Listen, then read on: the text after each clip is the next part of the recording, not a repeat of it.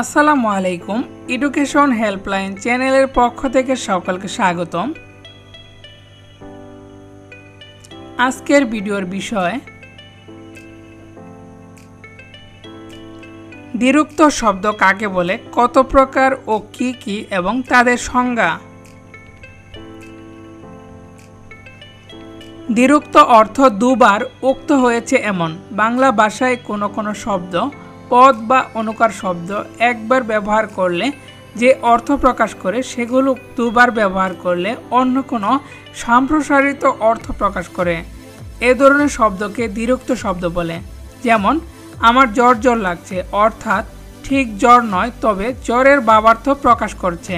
দ্বিরুক্ত শব্দ তিন প্রকার, যেমন এক শব্দের দ্বিরুক্তি বা শব্দের পুনরাবৃত্তি, দুই পদের দ্বিরুক্তি, তিন অনুকার দ্বিরুক্তি বা ধনাত্মক দ্বিরুক্তি। এদের সংজ্ঞা: এক শব্দের দ্বিরুক্তি বা শব্দের পুনরাবৃত্তি। একই শব্দ যখন অবিকৃতভাবে দুবার উচ্চারিত হয় তখন তাকে শব্দের দ্বিরুক্তি বা শব্দের পুনরাবৃত্তি বলে। শব্দের দ্বিরুক্তিতে কোনো পদের পরিবর্তন হয় না, কেবল অর্থের পরিবর্তন হয়। যেমন দিন দিন, রোজ রোজ, লাল লাল, কেউ কেউ, পাকা পাকা। দুই নাম্বার পদের দ্বিরুক্তি। একই বিভক্তিযুক্ত পদের দ্বিরুক্তিকে পদের দ্বিরুক্তি বলে। পদের দ্বিরুক্তিতে দ্বিতীয় পদের ধ্বনিগত পরিবর্তন হলেও বিভক্তির কোনো পরিবর্তন হয় না। যেমন ভালোই ভালোই, হেসে হেসে, কে কে, কার কার। তিন নাম্বার অনুকার দ্বিরুক্তি বা ধনাত্মক দ্বিরুক্তি।